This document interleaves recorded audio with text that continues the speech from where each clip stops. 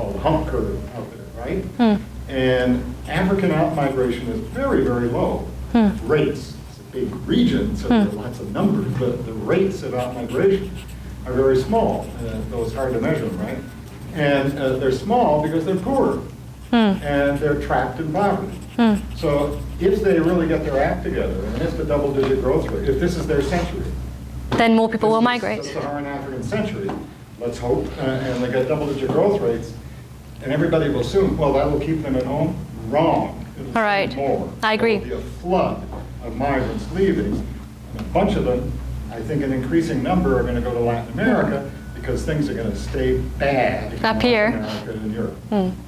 So, 20 years from now, 15, 10? Let's hope so. Thank you. Should we just go around? I think it's always important if there's like paradoxes out there to raise questions, no matter how small numbers are. So, two things, and maybe so I wonder. Still, you referred to Brazil being a special case. I happen to be interested in Brazil, so unfortunately we don't have time to go into that. But maybe we can exchange contacts. I want to make one point, and I think it is really like you're basing your like why are Africans coming a lot on economic reasoning, and it happened to be though that in development thinking, in development terms, we always think in economic terms, and I'm afraid that by like making that sort of the center of the explanation, we may end up leaving out a lot of other information. So what I see missing in your question, in your inquiry for now, is really African perspective, because you make points that are very paradoxical. So people are coming, although they're not gaining a lot of they're not earning much more money, but they're still coming. These are not poor people; they are educated people. They have resources. They're still coming. And I give a comparative example is. There are German universities opening offices in Brazil to recruit students to German universities. So another possible explanation could be, well, Latin America seems to sort of flourish. It's sort of might be sort of the continent of the time right now, and you better go and create ties with the continent. So this is one of the things. I think it would be maybe network theory or whatnot. I'm not very solid in those, but I think one seriously has to look at African perspectives of why people are going. One novel I would suggest is No Longer at Ease by Ngugi wa Thiong'o, who's they're telling how Igbo villages make an effort to send sons of them to secure education somewhere else in order to position them better in their own society. And then also what I think is very problematic with that sort of research, and that speaks to what I said earlier, is that there's such a variety of living conditions, peoples, cultures, whatnot in Africa. It's really you should be very cautious about looking at data only and not knowing why our Senegalese are going to that particular place. For example, what about they have always been trading? So they have always been traders. So there's an opportunity to be a trader in that particular place because maybe there's more tourist influx of Europeans into that place. There's a lot of. Thank you. I absolutely agree. I actually grew up in Zambia and South Africa, so I'm very aware of the fact that we should not treat Africa as one region. I agree. I think just the problem is that as one person with one PhD to focus both on what you would, I guess the literature would call that the push factors out of Africa and the pull factors, although I think we have to be careful with these very simple push-pull models. It's just very difficult to do. But I absolutely agree that all of that, and ideally I would go to all of these countries and do qualitative research there and in the countries of destination. It's just very difficult. But I'm dealing with triangulation in that too, so go for it. Should we continue? I mean, I'm free. I don't know who has to leave. I'm happy to stay a little bit longer. If you can take another 5 minutes, and if somebody has to leave, that's okay. fine. Sure. I have 2 questions. One is, I'm just curious if you found in your literature review information about comparing these numbers with the immigration to Asia and the Middle East, India, Dubai, maybe. Yeah, you mean Africans too, no? Yeah. from Africa too. I know that there's a big number of people that go towards Asia Yeah. and the Middle East, but I don't know how it compares to Latin America. Honestly, and maybe I missed some of it, but honestly, I have not found a literature on this. So I've also found, and this is how I started, how I got interested. I found newspaper reports, right, on the African migration to Latin America, and then I researched that a little bit, and there are reports of Africans going to Israel. There are different destinations.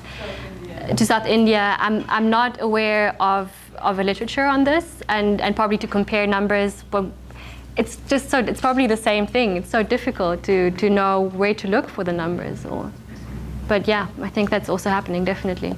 And the other question was, I'm wondering if you have also found in the literature you studied any information in relation to the emergence of Afro-Latin America as a topic for research. If this has created an impact, this immigration from Africa to Latin America. The emergence of the Afro-Latin America research as a topic in Latin American countries, I'm talking not in the US. I think it has been started around 15 years ago, with more of the acknowledgement of the African roots of all Latin American countries, but also tracking down the current immigration from Africa into Latin American countries. So I'm just mentioning that because there's a documentary, Afro-Argentinos, that does talk about that. Yeah. So not only from the colonial period, but from... I don't know if we talk about the same documentation, but I saw not academic, right? Like a journalistic documentary, or It was a journalistic documentary. Yeah, I'm not aware of it, but it's a very interesting point. I'll definitely look into it. Yeah. 4 points from north to south. Mexico, Central America, it's sort of long thought of as being the inflow channel to North America. All right, on from there. Ecuador, Colombia. I witnessed in Spain in recent times that they are with great pleasure receiving immigrants of Latino, of course, Ecuador and Colombia. It's less obvious that it should be an influx for black Africans, and especially that as a sort of a turnover point to North America, it isn't sort of obvious. Next thing, Brazil, of course, a long tradition, the most populous African nation on the planet. But what flows in from Africa doesn't seem to be largely from the old Portuguese colonies, but rather from other places. So it's a little sort of also question, why is this? Then goes the next thing. They don't even all stay there, but rather go to Argentina. And that's the further puzzle amazing. Why in the world should I, as an African, choose Argentina as a place when I could stay in Brazil? So it's amazing what you presented there. Really amazing. Thank you. So far, many questions and Yes. a few answers. I was going to suggest one more. I used to do work with immigrants, naturalization in Kansas. And Kansas City has one of the biggest Senegalese immigrant populations in the U.S. So maybe that could be a point of contact for you. I'm pretty sure there's a big support network there. Can you repeat that? Sorry, who in Kansas or what in Kansas City.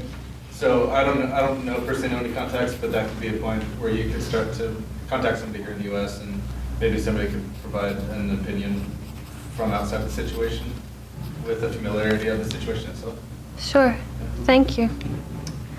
Very good. Well, Feline is here until Friday, probably. If somebody wants to talk with her more about that, I Sure. think, I'm actually, I don't know if anyone's interested. I'm presenting the specific case of Ecuador tomorrow in Mara Loveman's Race and Ethnicity Seminar. Where? The Race and Ethnicity Seminar. It's, I should have, Eighth Yeah. floor social science. thank you. Which one? 8th floor social science. across the street. 8th floor is big, what are the other numbers? 8,000 what? 8341. I'm sorry. I can look at. I can quickly go and look it up just now. It's At what at hour? 2:15, I think. 215. Yeah. So That's you want to deal with Ecuador? I will. Yeah. I still have to do that presentation today, but I. No, it's going to be more focusing on Ecuador and what I found there. Yeah. So, thank you for your interest, your questions.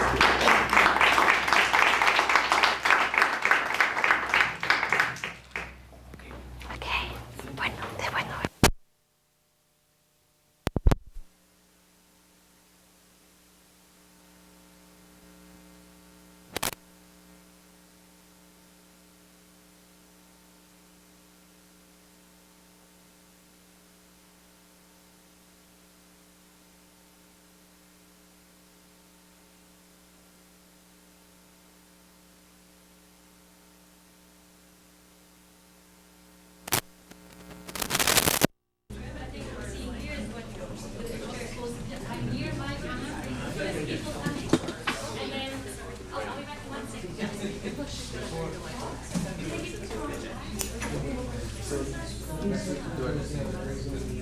If that works for you, because I've got a laptop, so assuming it's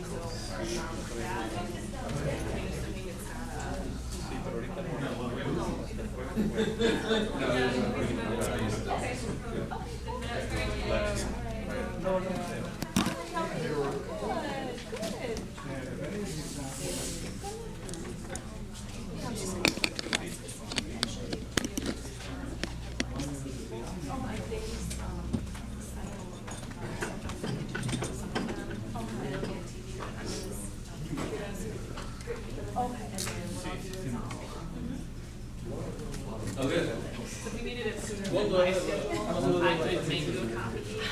But I'm gonna I don't know, post the paper and the link. Oh, that's nice. So,